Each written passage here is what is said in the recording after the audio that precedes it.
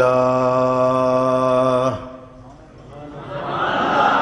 الحمد لله نحمده ونستعينه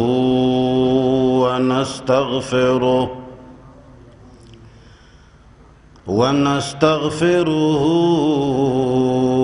ونؤمن به ونتوكل عليه ونعوذ بالله من شرور أنفسنا ومن سيئات أعمالنا من يهده الله فلا مضل له ومن يضلله فلا هادي له ونشهد أن لا إله إلا الله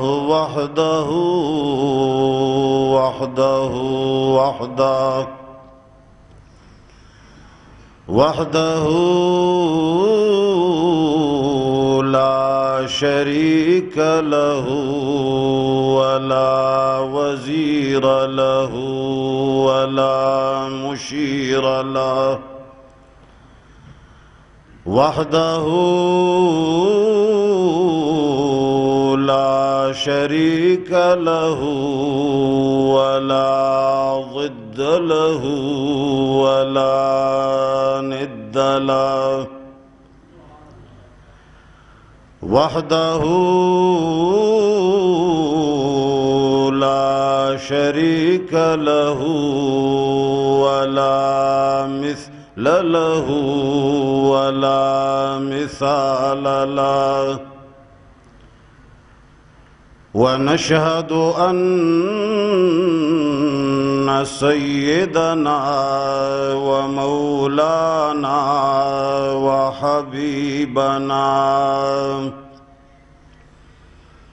وحبيب ربنا وشفيعنا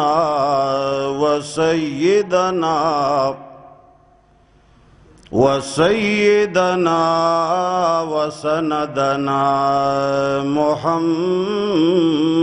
محمدا عبده ورسوله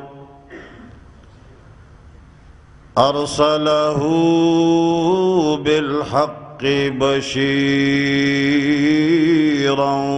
ونذيرا وداعيا إلى الله بإذنه وسراجا منيرا أما بعد فأعوذ بالله من الشيطان الرجيم بسم الله الرحمن الرحيم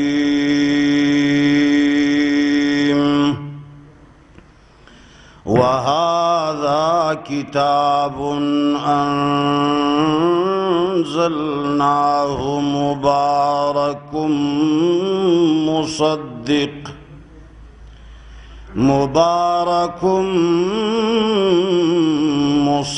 مصدق الذي بين يديه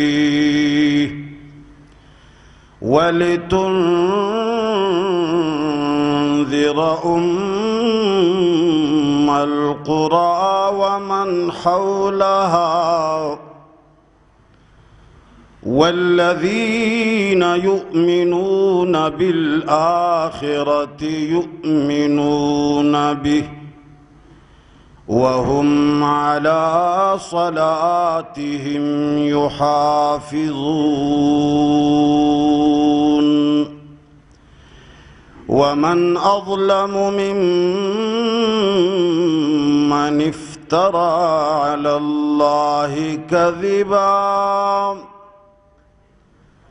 أو قال أوحي إلي ولم يوح إليه شيء ومن قال سأنزل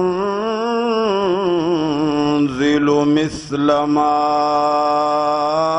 أنزل الله ولو ترى إذ الظالمون في غمرات الموت والملائكة باسطوا أيديهم أخرجوا أنفسكم اليوم تجزون عذاب الهون بما كنتم تقولون على الله غير الحق وكنتم عن آياته تستكبرون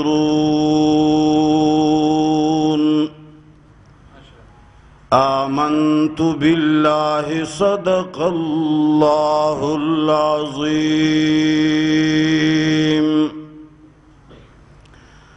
رفتم بسوی عقبا دیدم بسوی دنیا رفتم بسوی عقبا دیدم بسوی دنیا یہ کدھر جا رہا ہوں یہ کدھر دیکھتا ہوں. درود شریف ہوا ہے. درود شریف پڑھیے. اللہم صلی علی محمد وعلی آل محمد کما صلیت علی ابراہیم وعلی آل ابراہیم انک حمید مجید. اللہم بارک علی محمد وعلی آل محمد کما بارکت علی ابراہیم وعلی آل ابراہیم انک حمید مجید.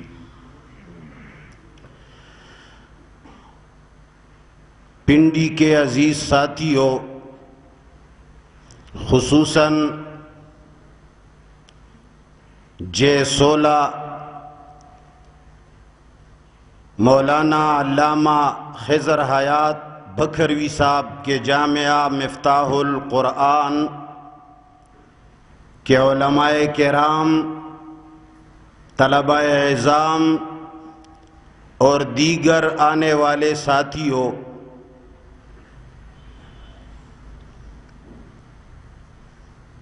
اللہ جل جلالہ نے ہمارے اوپر عظیم کرم فرمایا، اور میں کہا کرتا ہوں کہ یہ ہماری عظیم خوش قسمتی ہے کہ ہمیں پروردگار عالم نے اس نبی کی امت میں پیدا کیا جس کی امتی ہونے کی تمنا انبیاء کرام کرتے تھے، اور پروردگار عالم نے انسانیت کو اندھیروں سے نکالنے کے لیے ہر زمانے کے شرکیات سے نکالنے کے لیے ہر زمانے اور ہر علاقے کے خامیوں سے اور ہر دور کے فحاشیوں سے، گمراہیوں سے نکالنے کے لیے پروردگار عالم نے انبیاء بھیجے ہیں، اور پھر رسولوں کو رب العالمین نے ان لوگوں کو اندھیروں سے نکالنے کے لیے کتابیں دی ہیں. پھر اس میں بھی ہمارے اوپر یہ عظیم کرم فرمایا کہ ہمیں اندھیروں سے نکالنے کے لیے، ہمیں شرکیات سے نکالنے کے لیے، ہمیں بدعات سے نکالنے کے لیے، ہمیں دیگر اقواموں سے ممتاز کرنے کے لیے اللہ جل جلالہ نے قرآن جیسی کتاب دیا. ہمارا نبی بھی وہ نبی ہے جو تمام انبیاء کرام کا سردار ہے. سید الانبیاء والمرسلین ہے، خاتم الانبیاء والمرسلین ہے، لیکن ہماری کتاب، جو کتاب جناب نبی کریم صلی اللہ علیہ وسلم پر نازل ہوئی، وہ کتاب بھی عظیم کتاب ہے۔ وہ ایسی عظیم کتاب ہے کہ اس سے پہلے جتنی آسمانی کتب پروردگار عالم نے نازل فرمائی ہیں، ساری کتابوں کے لیے ناسخ کیا ہے۔ ناسخ کتاب کون سی ہے؟ ذرا زور سے نام لینا۔ ناسخ کتاب اور منسوخ کرنے والی کتاب کا نام کیا ہے؟ سارے انبیاء کرام پر جو کچھ نازل ہوا، جتنی شریعتیں نازل ہوئیں، قرآن کریم کو رب العالمین نے وہ مقام عطا کیا ہے کہ جو پرانے زمانے کا جو بھی حکم ایسا ہو، کوئی ایسی بات ہو جس کے اوپر قرآن کریم کلام کرے گا تو وہ بات منسوخ شمار ہوگی، چلے گی تو اس دنیا میں کس کی بات چلے گی؟ یہ ہماری خوش قسمتی ہے، اس پر ہمیں 1000 بار نہیں، 1,00,000 بار اگر ہم شکر کریں گے تو بہت کم ہے۔ لیکن دوسری طرف مفتاح القرآن کے رہنے والوں، افسوس سے کہنا پڑتا ہے کہ دوسری طرف ہماری بدقسمتی بھی یہ ہے کہ ہم نے قرآن کریم کو چھوڑا اور ہم دیگر کتابوں کے پیچھے پڑ گئے۔ ہم نے قرآن کریم جیسے ناسخ اور صریح کتاب کو چھوڑ کر قصوں اور کہانیوں کے پیچھے پڑ گئے۔ پروردگار عالم کو پتا تھا کہ آخری زمانے کے فتنے بھی عظیم ہوں گے اور ان کی شرکیات کی نوعیت بھی عجیب ہوگی۔ پہلے لوگ بتوں کی پوجا کرتے تھے۔ بت وہ چیز ہوتی ہے جو بے جان ہوتی ہے، بت بات کرنے کا قابل نہیں ہوتا، بت لوگوں کو گمراہ نہیں کر سکتا، اس کی زبان نہیں ہوتی۔ پچھلے زمانے کے اولیاءوں کی طرف منسوب پتھروں کو پوجا کرتے تھے، وہ ساری بے جان چیزیں ہوتی تھیں۔ قبروں کی پوجا کرتے تھے، وہ بھی ایک بے جان چیز ہوتی ہے، مگر اب ایسا زمانہ آیا ہے کہ لوگ زندہ لوگوں کی عبادتیں کرتے ہیں۔ لوگوں نے رب العالمین کو چھوڑا، شخصیات کے پیچھے لگ گئے۔ لوگوں نے پروردگار عالم کی کتاب کو چھوڑ کر اپنے اکابرین کی کتابوں کے پیچھے لگے ہیں۔ قرآن کریم اعلان کرتا ہے، رب العالمین فرماتے ہیں وَهَذَا كِتَابٌ أَنزَلْنَاهُ۔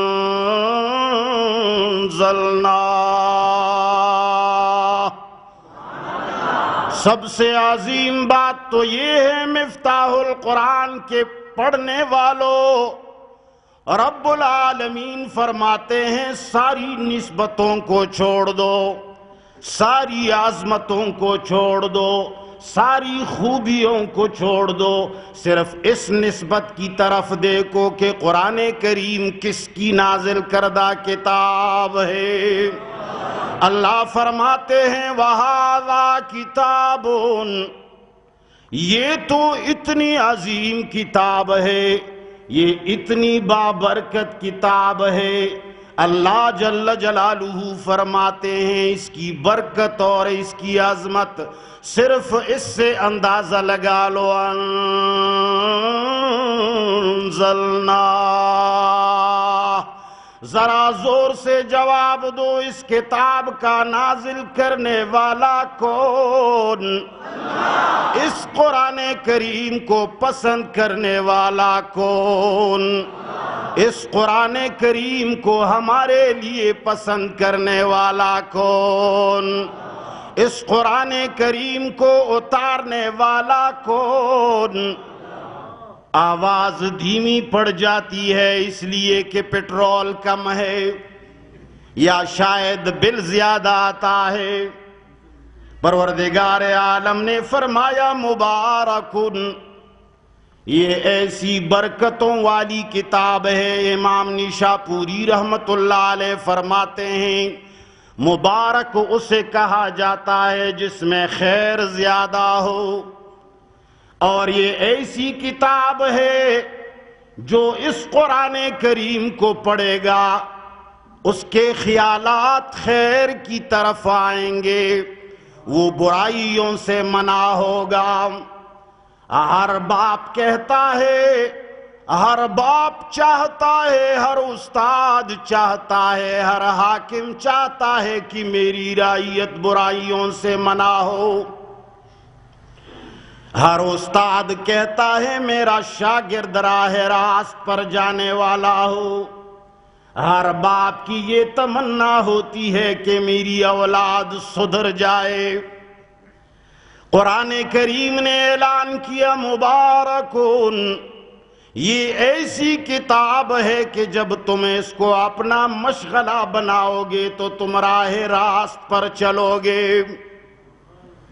ارے تم تو پیروں کے پیچھے پڑے ہوئے ہو، تم تو ان لوگوں سے ہدایت طلب کرتے ہو جو خود بھی ہدایت یافتہ نہیں ہیں، اور ان کا یہ بھی پتہ نہیں چلتا کہ ان کا انجام کیسا ہونے والا ہے۔ اللہ فرماتے ہیں اگر تم سدھرنا چاہتے ہو، اگر تم مصلح ہو، اگر تم مرشد ہو، اگر تم پیر ہو اور لوگوں کو یہ باور کرانا چاہتے ہو کہ میں لوگوں کو سیدھا راستہ دکھاؤں یا دکھا رہا ہوں، تو ذرا ہوش سے ذرا سمجھ لو اور سوچ لو، یہ کام سدھارنے کا کام، تزکیہ نفس کا کام، برائیوں سے منع کرنا اور نیکی کی طرف بلانے کا کام جناب محمد مصطفیٰ صلی اللہ علیہ وسلم سے اچھا بہترین طریقے سے انجام دینے والا کوئی ہے؟ ذرا زور سے جواب دو، ایمان سے کہو جناب محمد مصطفیٰ سے بڑا مرشد کوئی ہے؟ اس سے بڑا تزکیہ نفس کرنے والا، ساری دنیا کو راہ راست پر ڈالنے والا، گمراہیوں سے نکالنے والا۔ قرآن کریم اعلان کرتا ہے لِتُخْرِجَ النَّاسِ، اے پیغمبر تمہارا کام اور تمہارا کاز اور تمہارا مشن یہ ہوگا لِتُخْرِجَ النَّاسِ من الظلمات الى النور۔ اے نبی لوگ اندھیروں کی طرف جا چکے ہیں، لوگ تعویذوں کی طرف مڑ گئے ہیں، ارے لوگ وظائف کے اندر سکون دیکھتے ہیں، لوگ تو اتنے زیادہ دھوکہ اور فراڈ میں پڑے ہوئے ہیں کہ وہ مولویوں سے پوچھتے ہیں مجھے ایسا وظیفہ دکھا دو، میں ایک لڑکی کا عاشق ہو گیا ہوں، ان کے والدین ناراض ہیں، ایسا وظیفہ دکھا دو کہ ان کے والدین راضی ہو جائیں، مجھے ایسی تعویذ دو کہ وہ لڑکی میری اوپر عاشق ہو جائے۔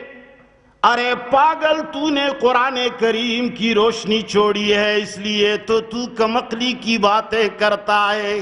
اگر تعویذ فروش، اگر پیر صاحب محترم، اگر وظائف دینے والا یہ من گڑت پیر صاحب جو بیٹھے ہیں، اگر ان کے ہاتھوں میں پرائی لڑکیوں کو عاشق کرنے کا گر موجود ہے، اس کے ہاتھ اور قلم میں یہ طاقت ہے کہ وہ کوئی لڑکی تمہارے عشق میں لا سکتا ہے، وہ کر سکتا ہے کہ لڑکی کے دل میں تمہارا عشق ڈال دے، تو پہ ایمان سے بتاؤ وہ یہ سب کچھ 500 روپے کے خاطر کرتا ہے کہ نہیں؟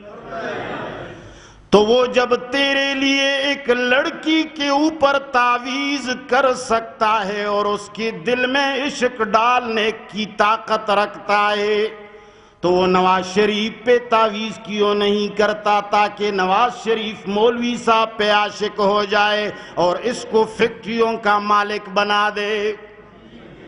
اگر وہ یہ نہیں کر سکتا کہ کسی دولت مند کو مسخر کر کے اپنے پیروں میں لائے اور سارا دن یہ عورتوں کی خدمت سے ذرا فارغ ہو جائے، اگر وہ یہ نہیں کر سکتا تو کیسے وہ لڑکی کے دل میں محبت ڈال سکتا ہے؟ اے مفتاح القرآن کے پڑھنے اور سننے والوں، دل میں محبتوں ڈالنے والا کون؟ اللہ فرماتا ہے انزلناہ مبارک، یہ ایسی کتاب ہے جو برکتوں والی ہے۔ علماء کرام نے لکھا ہے جس کا مشغلہ قرآن کریم سیکھنا اور سکھانا ہو، جو سارا دن قرآن کریم پڑھتا اور پڑھاتا ہو، جو تدبر قرآن کے اندر مشغول ہوگا، ساری دنیا کے دلوں کے اندر رب العالمین اس کا رعب اور اس کی عزت ڈالے گا۔ اگر تم چاہتے ہو کہ میں معزز بن جاؤں، اگر تو چاہتا ہے کہ میں سیدھے راستے پہ چلوں، تو رب العالمین فرماتے ہیں محمد مصطفیٰ سے بڑا مرشد جناب محمد مصطفیٰ صلی اللہ علیہ وسلم کے پاس ابو بکر صدیق آئے، عمر فاروق آئے، عثمان ذو النورین تشریف لائے، علی المرتضی آئے، معاویہ رضی اللہ تعالی عنہ آئے، اسی طرح دیگر صحابہ کرام، کوئی روم سے، کوئی فارس سے، کوئی عرب سے، کوئی عجم سے، مختلف اندھیروں کے اندر مبتلا قوم نے جناب محمد مصطفیٰ کے ہاتھ میں ہاتھ دیا۔ مگر میں پوچھنا چاہتا ہوں، بڑے بڑے علماء کرام تشریف فرما ہیں، بڑے بڑے اسکالر بھی موجود ہوں گے، اس لیے کہ یہ پنڈی کا احاطہ ہے، بڑے بڑے طلباء کرام بھی ہوں گے، ذرا مجھے بتا دو کہ جناب محمد مصطفیٰ صلی اللہ علیہ وسلم نے کسی مرید، کسی صحابی، کسی شاگرد کو قرآن کے علاوہ کچھ اور بتایا ہو؟ کوئی وظیفہ دیا ہو کہ تسبیح لے لو؟ پشتو میں ایک شعر ہے کہ اسد جنت گٹل آسان شو تقی، اسد جنت گٹل آسان شو تقی، تقوارا ٹول اشوت اسپو تراغلام۔ شاعر نے کہا ہے کہ آج کل تو تقوی بھی انتہائی سستا ہے، انتہائی آسان طریقہ ہے، بس سارا کا سارا تقوی تسبیح کے اندر آ چکا ہے، ایک جوڑ تسبیح لے لو تو تقوی تم نے خرید لیا۔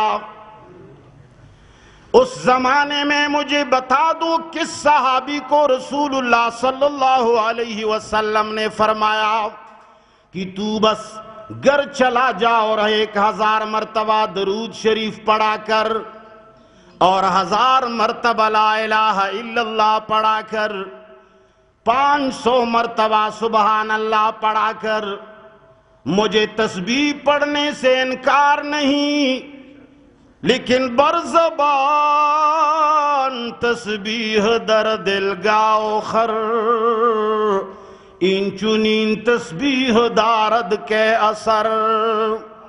جس دل کے اندر قرآن نہیں ہے، جس دل کے اندر رب العالمین کی بڑائی نہیں ہے، جس دل کے اندر پروردگار عالم کی عظمت موجود نہیں، جس دل کے اندر غیروں نے ڈیرے ڈالے ہیں، جس دل کے اندر قبروں کی پوجا موجود ہو، کہتے ہیں دو رنگی چھوڑ کر یک رنگ ہو جا، دو رنگی چھوڑ کر یک رنگ ہو جا، سراسر موم یا پھر سنگ ہو جا۔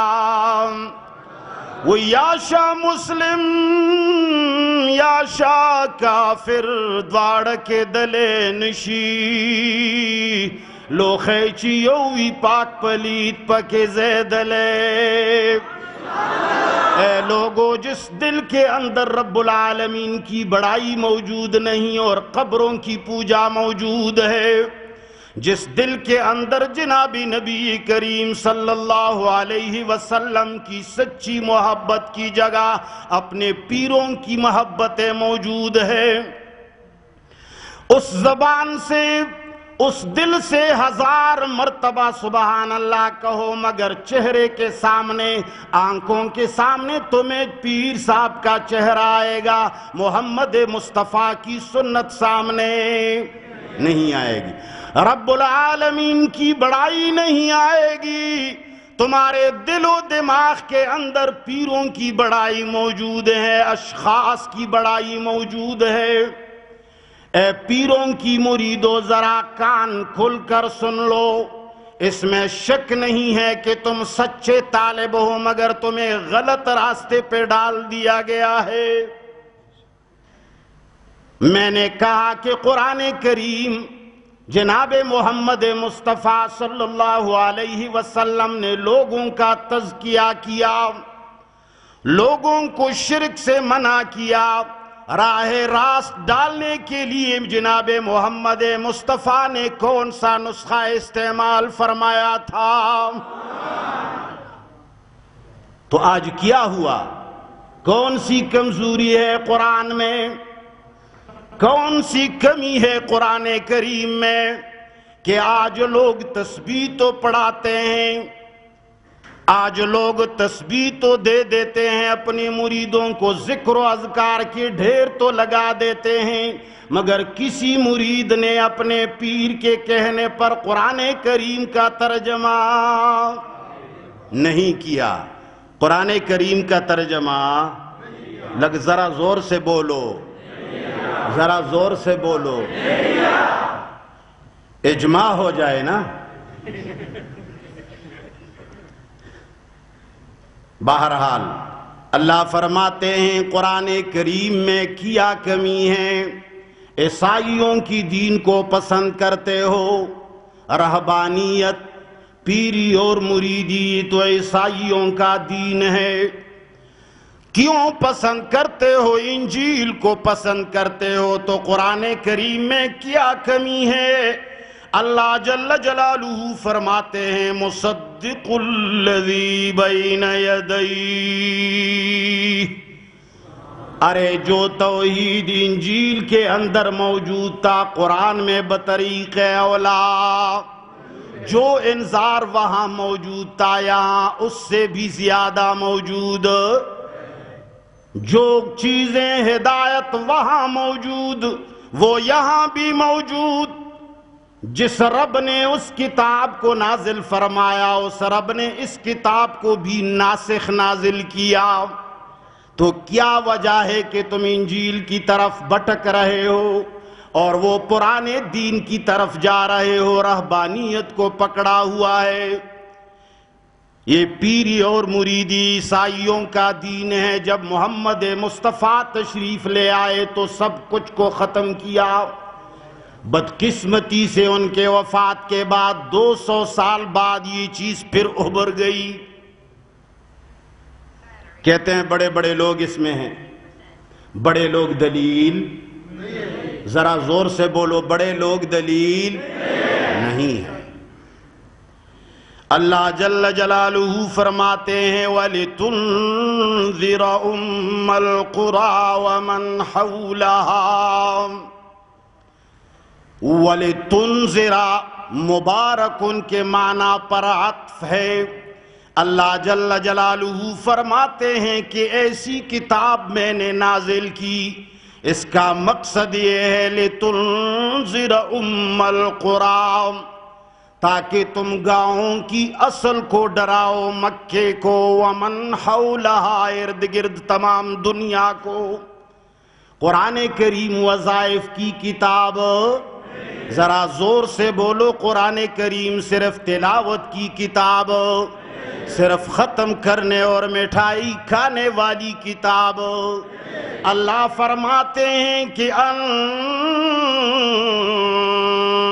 انزلنا لِتُنذِرَ أُمَّ الْقُرَى، مبارکن پر جب عطف ہوگا تو گویا کہ یہ لو کتاب انزلناہ کے بعد رکھا جائے گا۔ میں نے اس کتاب کو اس لیے نازل کیا تاکہ اے پیغمبر تو اس کتاب کی ذریعے لوگوں کو ڈرا دے۔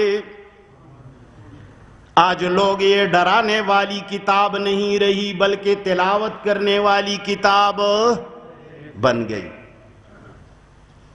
تعویذوں کی کتاب بن گئی، میٹھی میٹھی باتوں کی کتابیں بن گئیں۔ اللہ فرماتے ہیں وَلِتُنذِرَ أُمَّ الْقُرَى وَمَنْ حَوْلَهَا، ساری دنیا کو قرآن کریم کے ذریعے ڈراؤ، ساری دنیا کو قرآن کی آواز پہنچا دو۔ ایمان سے کہو بغیر ترجمے کے لوگ ڈرا سکتے ہیں؟ مجھے وہ طریقہ بتا دو، مجھے وہ گر بتا دے، مجھے کوئی مولوی آ کر کے وہ جادو اور منتر بتا دے جو بغیر ترجمے کے لوگوں کو ڈرایا جائے۔ ممکن ہے؟ ذرا زور سے بولو، ممکن ہے؟ اتفاق ہے کہ ایسا ممکن نہیں ہے؟ اتفاق ہے نا؟ اللہ فرماتے ہیں اس کتاب کے ذریعے لوگوں کو ڈراؤ۔ جماعت اشاعت التوحید و سنہ کے علماء، ایک بات بیان کرنے لگا ہوں، دل کے کانوں سے سن لیجئے۔ یہ جتنے لوگ اپنی مقبولیت کے لیے، لوگوں کے اندر اپنی عزت افزائی کے لیے، اپنی عزت بڑھانے کے لیے جو کچھ کرتے ہیں، لوگوں کے اندر اپنی عزت بنانے کے لیے حق بات کرنے سے دور بھاگتے ہیں، اس لیے کہ حق بات کہنے سے عزت کم ہو جاتی ہے۔ عزت، ذرا زور سے بولو، عزت۔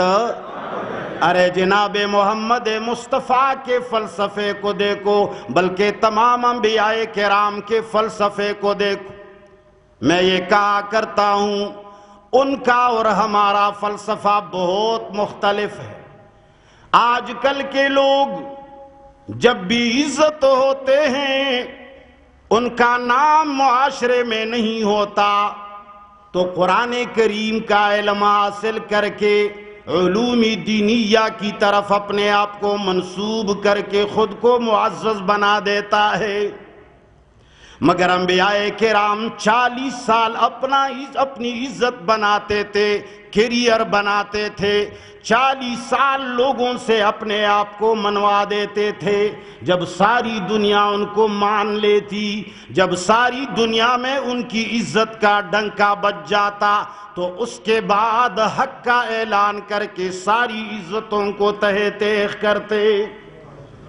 فوراً عزت کی جگہ گالیاں شروع ہو جاتی، محبتوں کی جگہ نفرتیں شروع ہو جاتی۔ میرا مقصد یہ ہے کہ جتنے لوگ اپنی عزت بنانے کے لیے جتنے گر استعمال کرتے ہیں، یہ سارے گر علماء حق، جماعت اشاعت التوحید و سنہ کے علماء کو یاد ہیں ازبر۔ ہمیں بھی یہ طریقہ آتا ہے کہ کہیں بیٹھ کر کے، کسی جگہ بیٹھ کر بڑی تسبیح لے لیں، اور جبہ اور کرتا اتنا لمبا پہن لیں کہ شلوار پہننے کی بھی ضرورت نہ پڑے۔ آج کل لوگ کرتے اتنے لمبے کر دیتے ہیں بزرگی دکھانے کے لیے، اتنے لمبے کرتے بنا دیتے ہیں کہ شلوار کی ضرورت نہیں ہوتی ہے۔ ویسے نفلی طور پر وہ پہن لیتے ہیں لیکن ضرورت نہیں یار، کرتا بڑا پہننے سے تقوی یاد رکھنا، اس سے بزرگی نہیں بنتی، اس سے آدمی جنتی نہیں بنتا۔ جنتی آدمی بن جاتا ہے قرآن ماننے کی وجہ سے، قرآن کریم پڑھنے پڑھانے اور اس پر عمل کرنے کی وجہ سے، اس کے بغیر ممکن نہیں ہے۔ میں کہتا ہوں مقصد میرا یہ ہے کہ لوگوں کو جتنے گر آتے ہیں ہمیں سب ازبر یاد ہیں، ہم بھی کر سکتے ہیں۔ میٹھی میٹھی باتیں کریں، کسی پر نکیر نہ کریں۔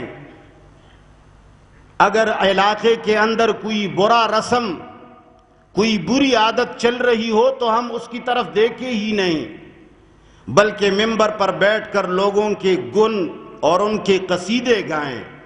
تم بڑے اچھے لوگ ہو، ارے تم تو اتنے خوبصورت لگ رہے ہو، آپ لوگوں کا چہرہ دیکھ کر مجھے صحابہ کرام کی یاد آ رہی ہے۔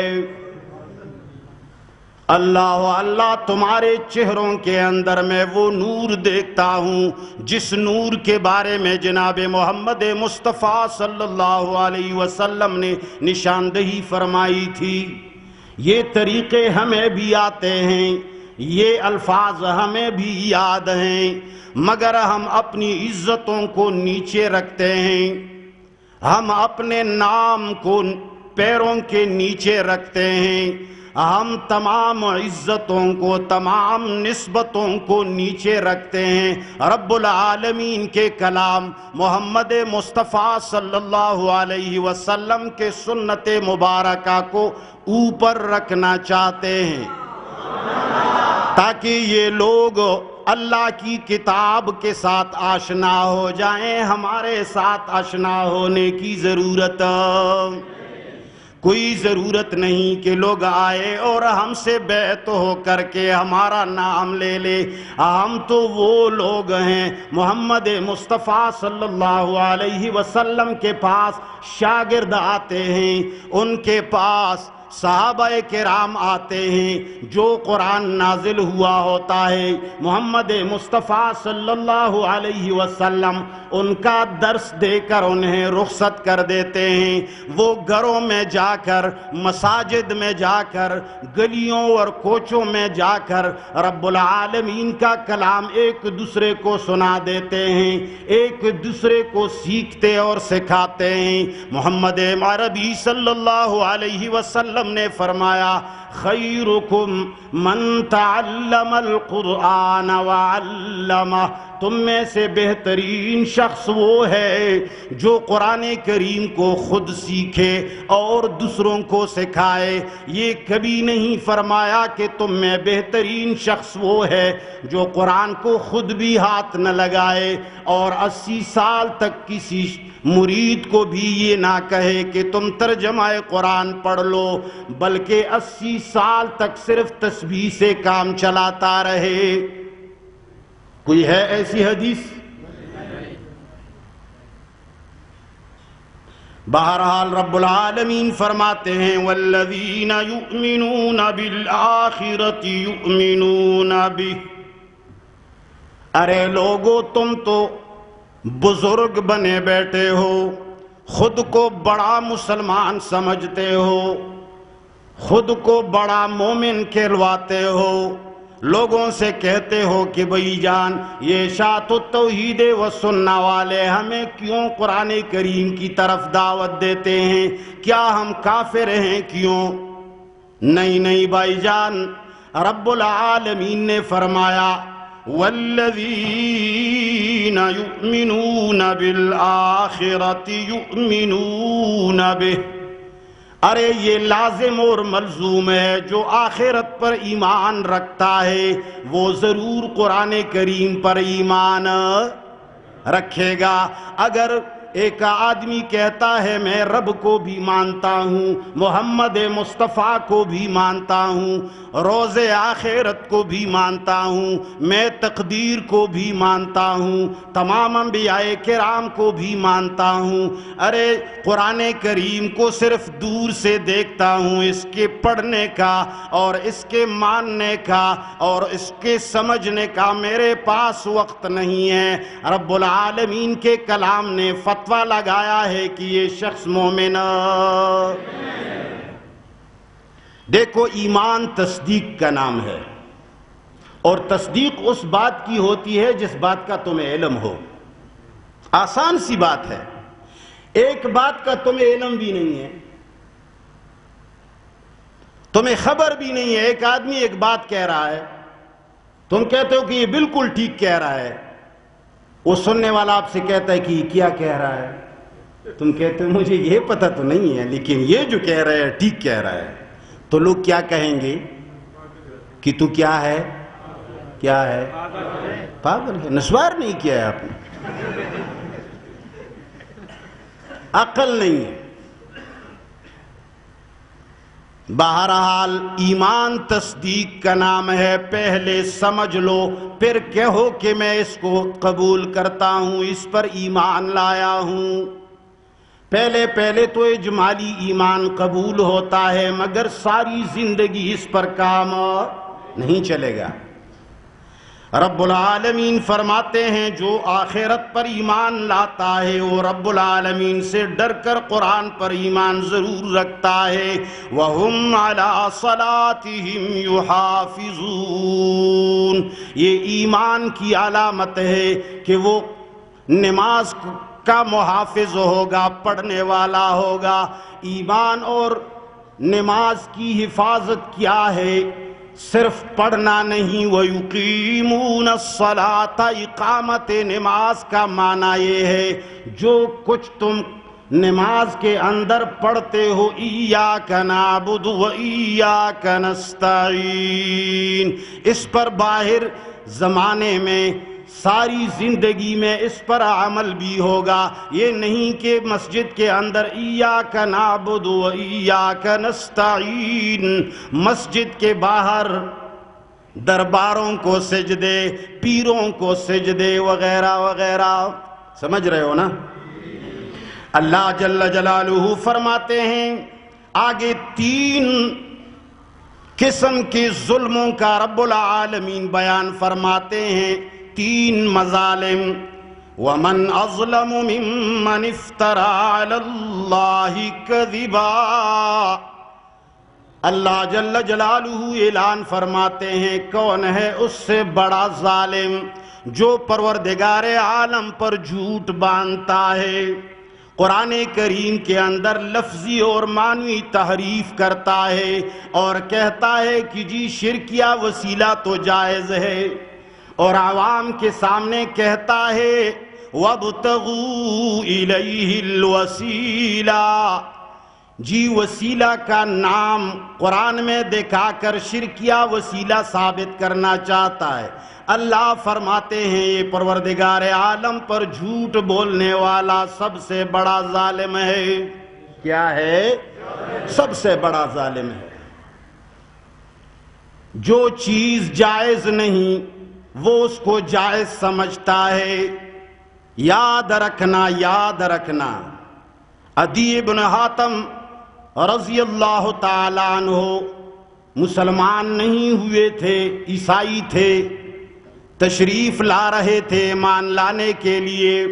محمد مصطفیٰ صلی اللہ علیہ وسلم صحابہ کرام کے بیچ میں بیٹھے ہیں، قرآن کریم سنا رہے ہیں، صحابہ کرام کا مجمع، درس قرآن، رسول اللہ صلی اللہ علیہ وسلم کی مجلس، درس قرآن، یا قرآن سیکھنا یا سکھانا، صحابہ کا یہ کام تھا، اس لیے بڑے لوگ بن گئے، اس لیے رضی اللہ عنہم ورضوا عنہ بن گئے۔ یہ وظائف لے لے کر ایسے نہیں بنے، اور نہیں وظائف لے لے کر کوئی صحابی اور ولی بنتا ہے، یہ یاد رکھنا، ایسا کبھی نہیں ہوتا۔ لیکن کیا کریں، وہی ڈیرے خلے ڈیرے خبرے زبد چاہ خلے تبرغے لے جڑوں، جو نہیں سمجھتے ہو پشتو سیکھ لیں۔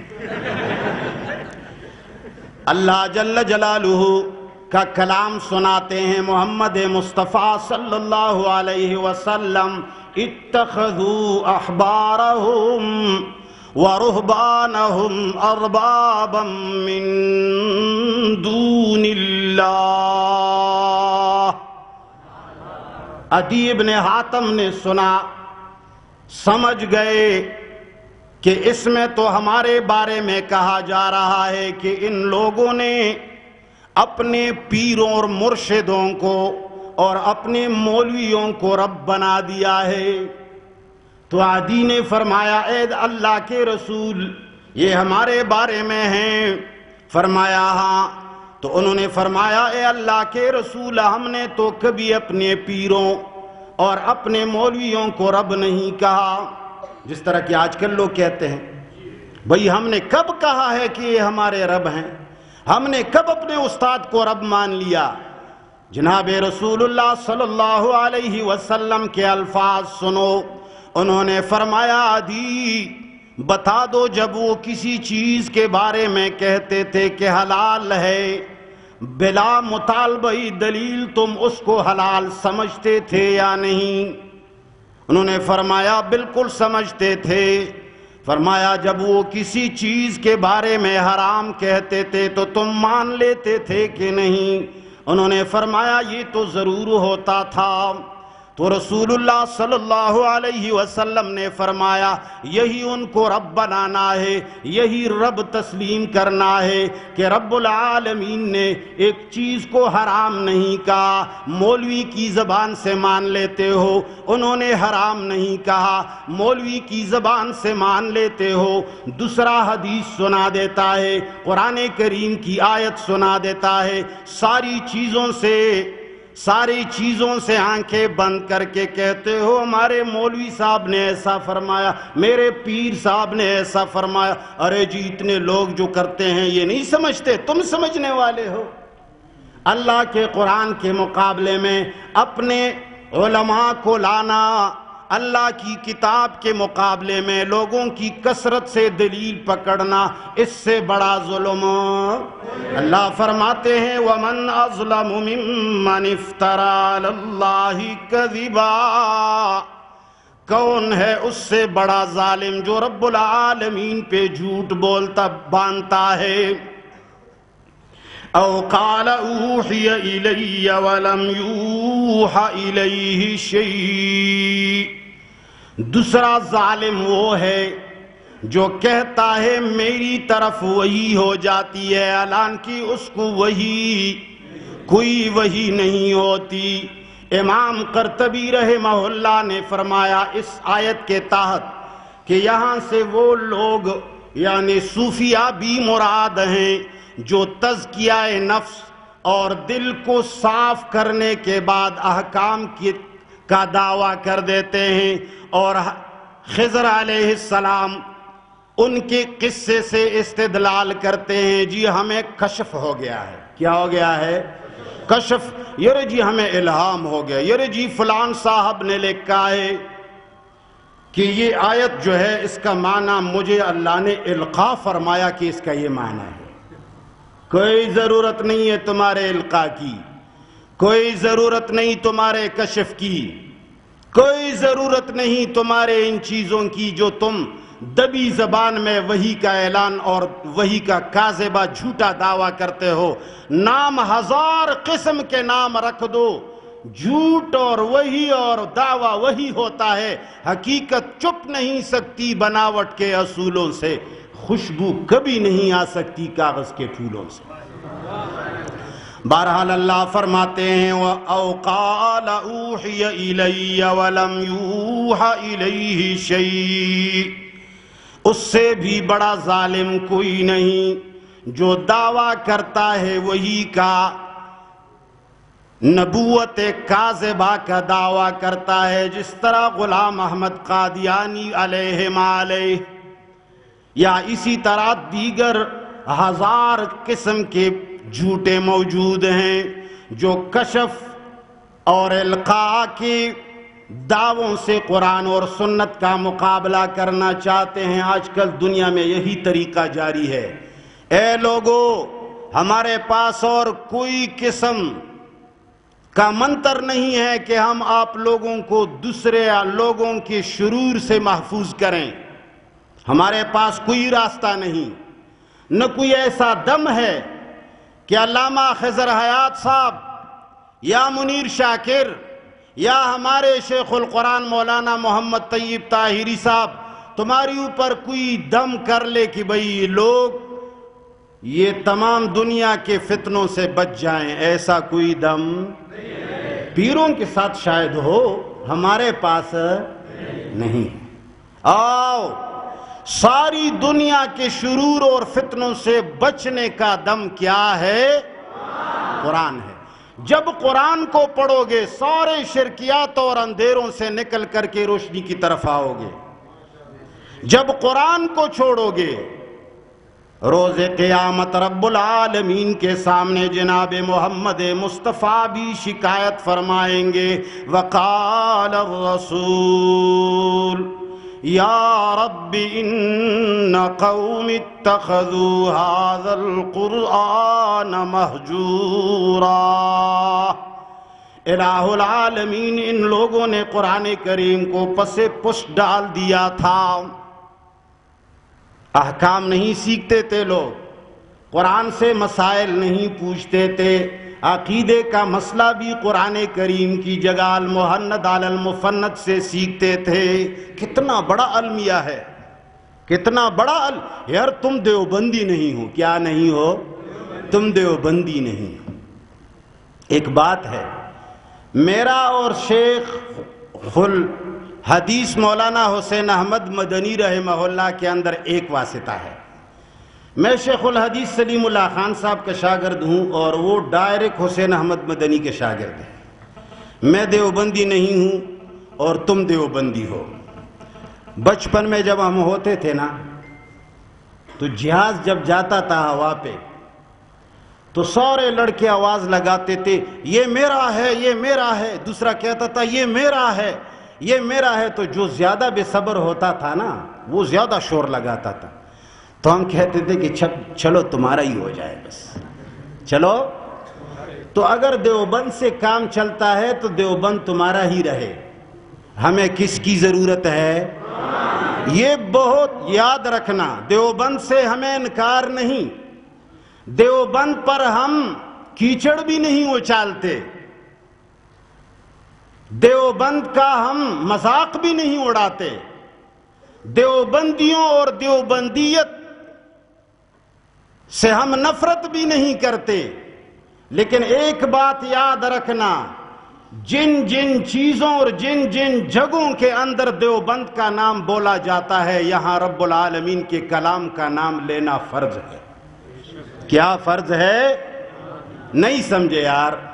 جو نہیں سمجھا وہ ہاتھ کھڑا کرے، سارے کے سارے ہاتھ کھڑا کریں۔ جھوٹ کیوں بولتے ہیں؟ میرا مقصد یہ ہے، دیوبندیت، المحند، بریلویت یا کسی شخصیت کا نام ہمیشہ دلیل کی جگہ میں لیا جاتا ہے۔ بھئی فلان مسئلہ ایسا ہے یا نہیں ہے، فلان چیز جائز ہے، جائز نہیں ہے۔ جائز اور ناجائز کے اندر کس چیز کا نام آنا چاہیے؟ قرآن اور سنت کا نام آنا چاہیے۔ لیکن افسوس کا مقام ہے کہ ہم جہاں قرآن اور سنت کا نام آنا ضروری ہے ہم وہاں دیوبندیت اور اپنے استاد اور اپنے مدرسے اور اپنے ایک فرقے کا نام رکھتے ہیں۔ یہ عظیم خرابی ہے۔ یہ کیا ہے؟ آنے والی نسلیں، اب بھی تقریباً لوگوں کا یہ گمان ہے، لیکن آنے والی نسلوں کا تو یہ 100% یقین ہوگا کہ دیوبندیت کوئی رب، الہ اور قرآن سے اونچی کوئی چیز ہے۔ یہ فکر پروان چڑھ رہی ہے اور لوگوں کے اندر یہ خیال پیدا ہو رہا ہے۔ ایسی جگہوں میں خدا را عام کتابوں اور عام لوگوں کا نام نہ لیا کریں، دلائل کے اندر کس کا نام آنا چاہیے؟ رب العالمین فرماتے ہیں کہ ایک تو وہ بھی بہت بڑا ظالم ہے جو کہتا ہے میرے اوپر وحی کی گئی ہے، مجھے الہام ہو گیا ہے، مجھے استادوں نے ایسا معنی بتایا تھا، تحریف لفظاً اور معنن سے نہیں کتراتے۔ اللہ فرماتے ہیں یا قرآن کا مقابلہ کرتے ہیں، وَمَن قَالَ سَأُنزِلُ مِثْلَ مَا أَنزَلَ اللَّهُ، یہ اصل میں الوہیت کا دعویٰ ہے، اس لیے کہ قرآن لانے والا الہ، یہ طاقت صرف رب العالمین کے پاس ہے کہ وہ ایسی معجز کتاب لائے۔ اگر کوئی کہتا ہے کہ میں اس جیسی کتاب پیش کر سکتا ہوں یا اس کے مقابلے میں دیگر کتابوں کا نام لیتے ہیں، آپ کہیں قرآن میں آیا ہے کہ مردے نہیں سنتے؟ قرآن میں آیا ہے اِنَّكَ لَا تُسْمِعُ الْمَوْتَى، قرآن میں آیا ہے وَمَا أَنْتَ بِمُسْمِعٍ مَّن فِي الْقُبُورِ، قرآن میں آیا ہے لَوْ سَمِعُوا مَا اسْتَجَابُوا لَكُمْ، وہ سمع کا بہانہ بھی گزر گیا مزید اور مجرد کا۔ جی قرآن کہتا ہے کہ نہیں سنتے، لوگ کہتے ہیں جی فلان کتاب میں فلان نے لکھا ہے کہ سنتے ہیں۔ اللہ اکبر، یہ بہت عظیم خطرے کی بات ہے۔ کس چیز کی بات ہے؟ بھئی قرآن نے کہا ہے اموات غیر احیاء، جو قبروں میں ہیں وہ کیا ہیں؟ جو قبروں میں ہیں وہ کیا ہیں؟ اموات غیر احیاء وما یشعرون ایان یبعثون، جواب میں لوگ کہتے ہیں المہند نے لکھا ہے کہ زندہ ہیں۔ اللہ اکبر، اللہ اکبر۔ قرآن کے مقابلے میں کسی حدیث کو لانا بھی خطرے کی بات ہے، یاد رکھنا۔ پھر ایک مولوی کی بات کو قرآن کے مقابلے میں رکھنا یہ بہت عظیم جرم ہے۔ اللہ اللہ، مگر سب سے بڑی بیماری جو اس امت کو لگی ہے وہ قرآن کریم سے دوری ہے۔ آج قرآن کی دشمنی ہو رہی ہے۔ اللہ جل جلالہ فرماتے ہیں جو قرآن کریم کے ساتھ مقابلہ کرنا چاہتا ہے یا رب العالمین پر جھوٹ باندھتا ہے یا پروردگار عالم کی وحی کے مقابلے میں اپنے کشف اور الہامات اور القاءات پیش کرنا چاہتے ہیں، اللہ فرماتے ہیں وَلَوْ تَرَىٰ إِذِ الظَّالِمُونَ فِي غَمَرَاتِ الْمَوْتِ، سب کو رب العالمین نے ظالم فرمایا۔ اللہ فرماتے ہیں جب ان ظالموں کو تم اس وقت میں دیکھو گے جب ان کی جان نکل رہی ہوگی، اس سکرات موت کے اندر، والملائکۃ باسطوا ایدیہم، فرشتے اپنے ہاتھ آگے کریں گے ان کے روح لینے کے لیے یا ان کو مارنے کے لیے، اور فرمائیں گے اخرجوا انفسکم، یہ اپنی روحیں نکال دو، یا اپنے آپ کو اگر بچا سکتے ہو تو بچا لو۔ اخرجوا انفسکم اليوم تجزون عذاب الہون بما کنتم تقولون علی اللہ غیر الحق، آج تمہیں جو سزا ضلالت کی سزا اس لیے دی جا رہی ہے کہ یہ تینوں مظالم تکبر کی وجہ سے تم کرتے تھے۔ تمہارے پاس کتابوں کے پڑھنے کے لیے تو وقت تھا، تمہارے پاس اخبارات پڑھنے کے لیے تو ٹائم تھا، تمہارے پاس تو دیگر کتابیں فضائل اعمال، بہشتی زیور اور دیگر کتابوں کے لیے بھی وقت تھا، مگر قرآن کریم پڑھنے کے لیے تمہارے پاس وقت۔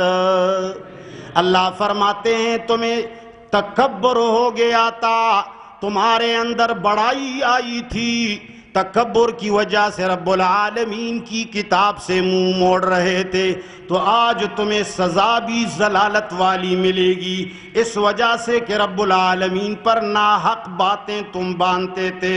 وَكُنْتُمْ عَنْ آيَاتِهِ تَسْتَكْبِرُونَ، رب العالمین کی آیات سے بڑائی کرنے والے تھے تم، ٹائم نہیں تھا تمہارے پاس۔ وَلَقَدْ جِئْتُمُونَا فُرَادًا، وہ اسباب تکبر کے زوال کا تذکرہ ہوتا ہے کہ جن جن چیزوں پر تمہیں تکبر تھا، وَلَقَدْ جِئْتُمُونَا فُرَادًا، یا برزخ میں یا حشر میں رب العالمین فرمائیں گے کہ تم تو اکیلے آ گئے ہو، وہ تعریفیں کہاں گئیں، وہ شاگرد کہاں گئے، وہ تمہارے پاس نوکر چاکر نظر نہیں آتے، تم تو اکیلے آئے ہو۔ تم تو دعویٰ کرتے تھے کہ بہت ہیں ہمارے پاس، بھئی ہمارے اتنے زمینیں جائیدادیں اور ہمارے اتنے شاگرد، ہمارے اتنے مرید۔ اللہ فرماتے ہیں تم تو اکیلے آئے ہو، جس طرح پہلے دن تمہیں میں نے اکیلا پیدا کیا تھا، لباس بھی نہیں، وہ لمبا کرتا کہاں ہے؟ اللہ اکبر۔ وَتَرَكْتُمْ مَا خَوَّلْنَاكُمْ وَرَاءَ ظُهُورِكُمْ، وہ مال و جائیداد اور بنگلے اور نعمتیں جو میں نے دی تھیں وہ سب کچھ پسے پس چھوڑ دیا، ایک چیز سے بھی فائدہ نہیں اٹھا سکتے ہو۔ جن چیزوں پر تم کتراتے تھے اور اتراتے تھے اور تکبر کرتے تھے وہ تو ایک بھی چیز نہیں لائے ہو۔ اللہ اکبر۔ یاد رکھنا یہ وقت ہر کسی کے اوپر آنے والا ہے، مگر خصوصاً وہ لوگ جو قرآن کریم سے بڑائی کرتے ہیں۔ تو رب العالمین فرماتے ہیں وَمَا نَرَى مَعَكُمْ شُفَعَاءَكُمُ الَّذِي زَعَمْتُمْ، ارے جن لوگوں پر تم شریک کا گمان کرتے تھے، تمہارا خیال تھا کہ ان کو رب العالمین نے حصہ دیا ہے، یہ ہمارے اموال اور عبادات میں شریک ہیں، مَا نَعْبُدُهُمْ إِلَّا لِيُقَرِّبُونَا إِلَى اللَّهِ زُلْفَىٰ، وہ وسیلے کہاں گئے؟ ذوات فاضلہ، وہ ذوات فاضلہ کہاں گئے؟ وہ تمہارے پیر صاحب، وہ تمہارے مرشد صاحب، وہ تمہارے بڑے آقا جن کو تم رب العالمین کا شریک سمجھتے تھے، وہ کہاں ہیں؟ نظر نہیں آتے۔ الذین زعمتم انہم فیکم شرکاء، تمہارا گمان تھا کہ وہ لوگ تمہارے مالوں اور تمہارے سب کچھ میں حصہ دار ہیں، یا رب العالمین نے ان کو حصہ دے۔ پشتو میں لوگ بولتے ہیں داد برخے والا دی، چشی والا دی۔ خصوصاً یہ سارے پیرے اور مریدے والے لوگوں کو یہی دھوکہ ہوا ہے۔ تو قیامت کے دن اللہ پیروں سے فرمائے گا وہ مرید کہاں ہے، وہ تمہارا جتہ کہاں ہے؟ جو لوگوں کے خلاف دیواروں پر تم لکھائی کراتے تھے، اپنے مریدوں سے کہہ دیتے تھے کہ فلان دیوار پہ یہ لکھو، فلان جگہ پہ یہ لکھو، مریدوں سے کہا جائے گا تمہارے پیر صاحب کہاں ہے؟ ابھی تمہارے چھڑانے کے لیے تو کوئی بھی نظر نہیں آتا۔ بات کیا ہے؟ حسرت کے لیے یہ سارے باتیں رب العالمین ان کے سامنے فرمائیں گے۔ لَقَدْ تَقَطَّعَ بَيْنَكُمْ، رب العالمین انہیں فرمائیں گے کہ تمہارے درمیان جو رشتے تھے وہ سارے کے سارے کٹ گئے، پیری اور مریدی کا رشتہ کٹ گیا۔ وہ شرکیہ محبتوں کا سلسلہ جب تم اس کے سامنے جاتے تھے تو سر نیچے کر کے اس کا ہاتھ چومتے تھے۔ ارے ظالمو، جماعت اشاعت و توحید و سنہ والے لوگوں کو غیرت سکھاتے ہیں۔ کیا سکھاتے ہیں؟ ہم تو یہ کہتے ہیں کہ وہ ہے ایک سجدہ جسے تو گراں سمجھتا ہے، وہ ایک سجدہ جسے تو گراں سمجھتا ہے، ہزار سجدوں سے دیتا ہے آدمی کو نجات۔ ہم تو یہ کہہ دیتے ہیں کہ صرف رب العالمین کے سامنے سجدہ کرو، بس اس کے سامنے اپنا ماتھا ٹیکو، ساری دنیا میں کسی کے سامنے اپنا سر نیچے مت کرنا۔ تو رب العالمین فرماتے ہیں لَقَدْ تَقَطَّعَ بَيْنَكُمْ، سارے ناطے کٹ گئے، یعنی یہ شرکیہ محبتیں ٹوٹنے والی ہیں۔ یہ روز قیامت کام آنے والی چیزیں، روز قیامت کام آنے والی چیز کیا ہے؟ ذرا زور سے بولو، کیا ہے؟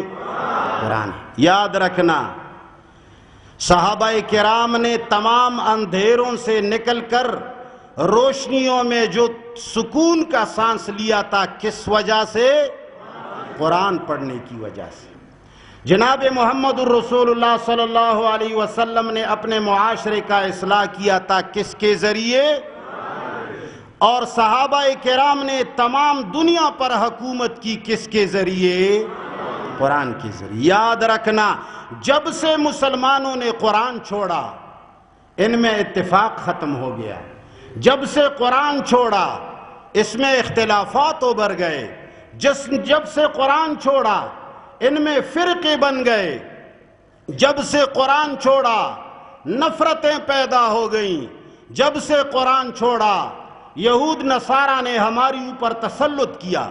جب سے ہم نے قرآن کو پشت کیا، جب سے ہم نے قرآن کو چھوڑا، تو رحمان نے ہم کو چھوڑا، اور ہم وہ لوگ بن گئے، ہم اس ریوڑ کے بکری بن گئے جس کا کوئی چرانے والا، جس کو راہ دکھانے والا۔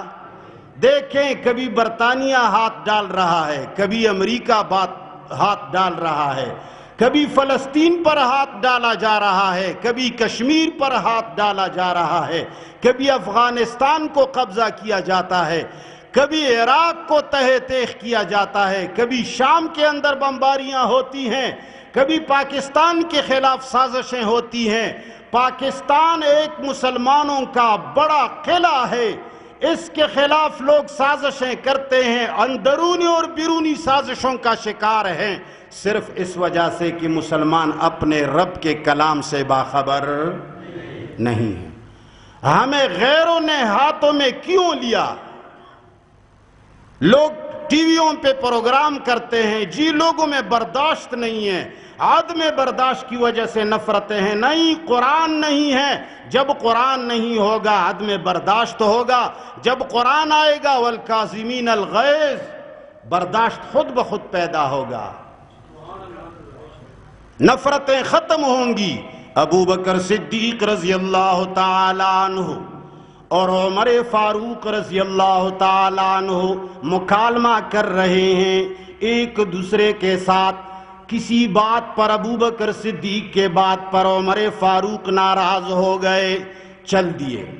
ابو بکر صدیق پیچھے پیچھے آواز دیتے ہیں، بھئی ذرا بات تو سن لو، مڑ کے ذرا دیکھ تو لو یار۔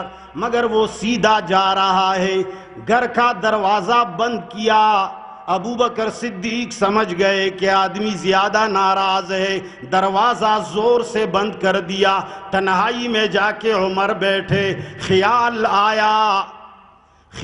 آیا قرآن کریم کے حکم پر عمل نہ ہوا۔ رحماء بینہم والکاظمین الغیظ والعافین عن الناس۔ عمر فاروق کو آیتیں یاد آ گئیں، فوراً نکل پڑے۔ ابو بکر صدیق جناب محمد مصطفیٰ صلی اللہ علیہ وسلم کے پاس گئے۔ جاتے جاتے وہ چہرہ سمجھ گئے کہ آدمی لڑائی کر کے آیا ہے، یا رب العالمین نے وحی کے ذریعے سمجھا دیا۔ صحابہ کرام کے سامنے فرماتے ہیں، یہ شخص جو آ رہے ہیں اس نے لڑائی کی ہے، جنگ کر کے آیا ہے۔ ابو بکر صدیق رنجیدہ تشریف فرما گئے۔ فوراً عمر فاروق کو پتہ چلا، وہ بھی پیچھے پیچھے آنے لگے۔ فوراً جناب رسول اللہ صلی اللہ علیہ وسلم کی مجلس میں جمع ہوئے۔ ابو بکر عمر فاروق نے فرمایا اے اللہ کے رسول میری غلطی تھی، ابو بکر صدیق حق پر ہے۔ ابو بکر صدیق بولے یا رسول اللہ نہیں میری غلطی ہے، عمر حق پر ہے۔ عمر فرماتے ہیں نہیں جی میری غلطی ہے، ابو بکر حق پر ہیں۔ وہ دو ساتھی جو ہمیشہ اکٹھا رہتے تھے، جا ابو بکر و عمر رأیت ابا بکر و عمر ذہب ابو بکر و عمر، جو ہمیشہ ایک ساتھ نظر آتے ہیں، ایک منٹ کے لیے ناراض ہو گئے، مگر فوراً قرآن یاد آیا، فوراً واپس لوٹ آئے۔ ایک بھی کہتا ہے غلطی میری ہے، دوسرا بھی کہتا ہے غلطی میری ہے۔ یہ برداشت کس چیز کے وجہ سے پیدا ہوئی؟ قرآن کریم کے وجہ سے۔ اس وقت ٹی وی کا کوئی پروگرام، عامر لیاقت حسین کا کوئی پروگرام وجود میں نہیں آیا تھا، اس وقت ٹی وی بھی وجود میں، اس وقت یہ دنیا کے مولویوں کے یہ پھندے بھی نہیں تھے، سارا کا سارا نظام صرف قرآن کریم پہ چل رہا تھا۔ اے لوگو رب العالمین کے کلام کو سینے سے لگا لو، ساری دنیا کے امراض سے بچ جاؤ گے، شرکیات کی لڑائیاں بھی ختم ہو جائیں گی، بدعات کی لڑائیاں بھی ختم ہو جائیں گی۔ آخری بات کرنے لگا ہوں، آج کل جو لڑائی ہے جماعت اشاعت و توحید و سنہ اور ہمارے دیگر بھائیوں کے درمیان، یہ لڑائی کیوں ہے؟ شاید اس کو کوئی ایک نام دے، اس کو کوئی دوسرا نام دے، نام دینے والے بہت، مسالہ چڑھانے والے بہت، حقیقت چھپانے والے بہت، مگر ایک بات یاد رکھنا، جماعت اشاعت و توحید و سنہ اور دیگر جماعتوں میں لڑائی صرف اس بات کی ہے کہ جماعت اشاعت و توحید و سنہ قرآن کو آگے کر دیتی ہے، قرآن سے استدلال کرتے ہیں، فرماتے ہیں کہ رب العالمین کے کلام میں ایسا آیا ہے تو جناب محمد مصطفیٰ کا فرمان بھی قرآن کی اوپر چڑھ نہیں سکتا، فقہ اور اجماع اور قیاس بھی قرآن کی اوپر چڑھنے کی طاقت کوئی چیز دنیا میں نہیں ہے جو قرآن کا مقابلہ کر سکے۔ اشاعت و توحید و سنہ کے ساتھ لڑائی صرف اس بات پر ہے کہ یہ قرآن سامنے کرتے ہیں اور وہ لوگ قرآن سے استدلال کرنے کے لیے تیار نہیں۔ بس صرف یہ لڑائی ہے، قرآن یہ کہتا ہے، وہ کہتے ہیں جی ہمارے شیخ نے یہ لکھا ہے، ہم کہتے ہیں اللہ نے یہ فرمایا ہے، وہ کہتے ہیں فلان کتاب نے یہ لکھا ہے، ہم کہتے ہیں قرآن میں یہ آیا ہے، وہ کہتے ہیں ہمارے علماء نے یہ لکھا ہے۔ جھگڑا کس چیز کا ہے؟ قرآن کا ہے۔ تو قرآن پڑھنے اور پڑھانے والی کتاب ہے یا نہیں؟ آج کے بعد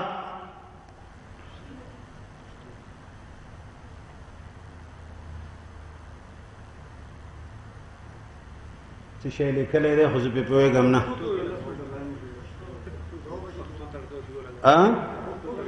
نو دا کم اردو چی ما ہوئے لدا خم سدا شیڑے رضیات اردو نو اپخ دا خو پختو سر برابر ہو علاقہ پہ ایمان ہوئے دی کسی دا سگران ٹکے ہو دا غټول هغه خبرې وي چې دی په دې باندې خو چرګیم پوهیږي کنه پی پوهیږي د الله بندګانو چې یو ملاو هغه سره یو شاګرد پروت و بستر هغه کې کمره کې چې دا استاد ورته وایي چې هلکه شاګرده شپه ده ته بار وګوره چې باران وریږي او که نه وریږي هغه ورته وایي چې استاد جي مازغه مه خوره خو پیشو بار نه راغله لاس پرې راکاږه که لمده وي خو باران شوی دی او که نه دی شوی بس استاد غلی شوی دی چې یاره اوس د سره به څه کوې بیا ورته یو څو منټه پس ویلي دي چې شاګرده ځه پاسه د ډیوه خو مړه که چې خوب وکړو هغه ورته وایي چې استاد جي په مخ بړستن راواچوه تاله به تیارې کړول مه کوه آخری ورته استاد ویلی دي چې ښه پاسه د کونډه خو واچوه که نه خدای دې غر که هغه ورته وایي چې استاد جي 2 کارونه ما وکړو د یو تم وکړه دا دومره بیان ما په اردو کې وکړه د بقیدی مولانا خضر حیات صاحب وکي نو عزیزانو خبره دا آخری خبره ختمو ټایم پوره ده قرآن کریم معاشره کې چې ترڅو پوری د دې هغه سے رواج نه دی راغلی جیسے پہلے زمانوں میں اس کا رواج تھا لوگوں نے کہا ذرا پشتو میں بات کرو اجازت ہے جنتی زبان میں چند باتیں کروں جب تک چې ترڅو پورې هغه سه معاشره کې د قرآن بول بالا نشي لکه د صحابه په دور کې او بنو امیه په دور کې و مسلمان به دغه سه ذلیل وي او په خپل مابین کې به هزار فرقې وي نن نه بعد به انشاءالله وعده ده چې خپلو جوماتونو کې به درس قرآن شروع کوو لاس پورته انشاءالله باندې ځان خلاص نه کړې د برکت دپاره وایه لاسونه پورته کړې پورته نه انشاءالله به د برکت دپاره د تعین دپاره بني واخر دعوانا الحمدلله رب العالمین